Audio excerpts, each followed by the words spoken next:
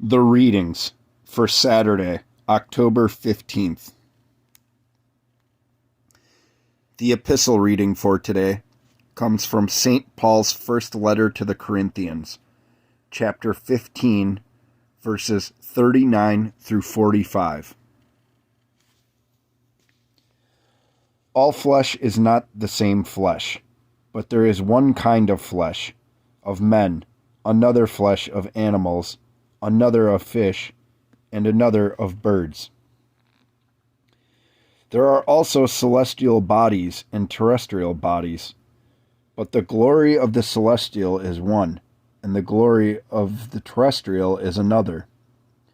There is one glory of the sun, another glory of the moon, and another glory of the stars. For one star differs from another star in glory. So also is the resurrection of the dead. The body is sown in corruption, it is raised in incorruption. It is sown in dishonor, it is raised in glory. It is sown in weakness, it is raised in power. It is sown a natural body, it is raised a spiritual body. There is a natural body, and there is a spiritual body. And so it is written, the first man, Adam, became a living being. The last Adam became a life-giving spirit. Pretty esoteric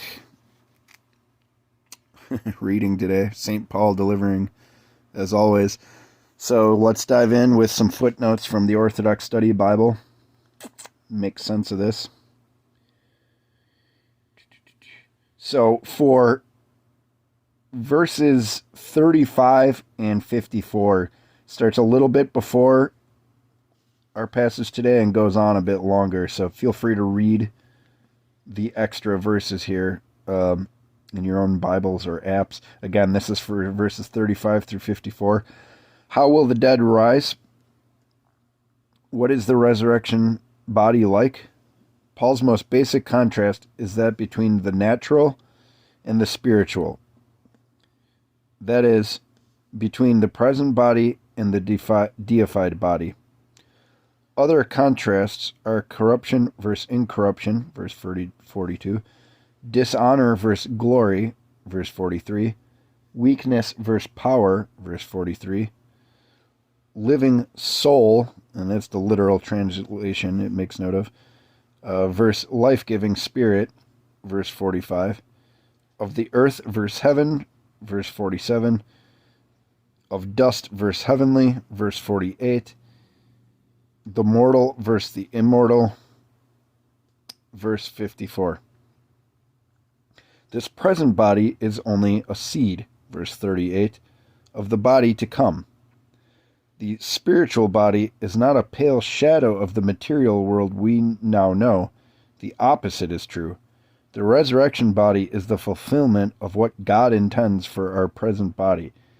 It is the material fulfilled, not dematerialized.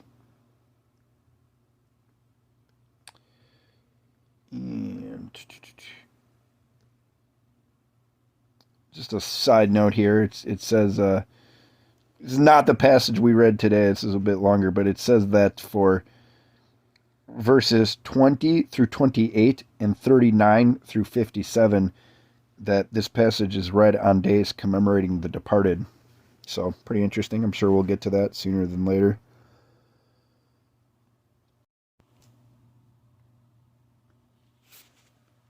And the gospel reading is from the book of Luke, chapter 6, verses 1 through 10. Now it happened on the second Sabbath after the first, that he went through the grain fields, and his disciples plucked the heads of grain and ate them, rubbing them in their hands. And some of the Pharisees said to them, why are you doing what is not lawful to do on the Sabbath? But Jesus answering them said, have you not even read this?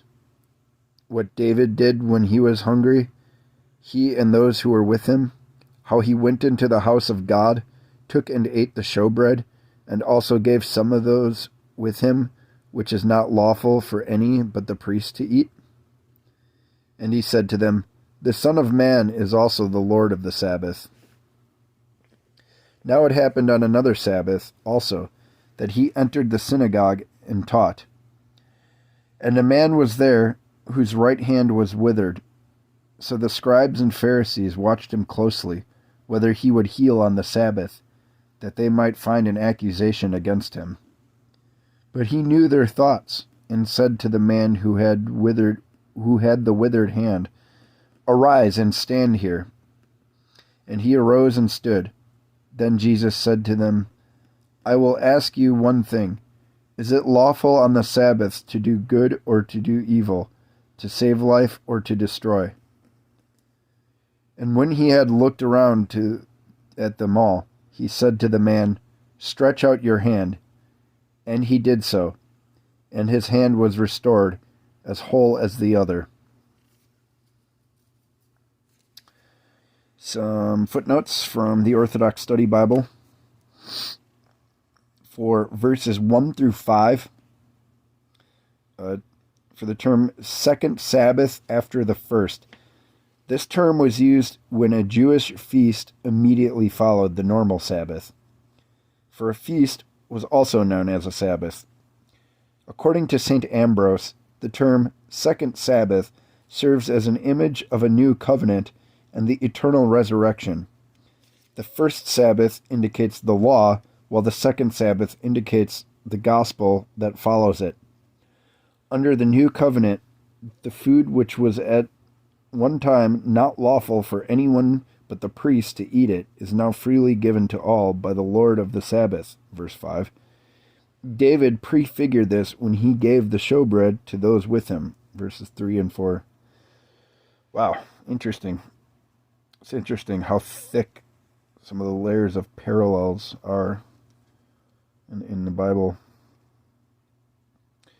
For verse 7, according to certain traditions that the scribes and Pharisees had built up around the law, healing was considered work, and thus was not permissible on the Sabbath.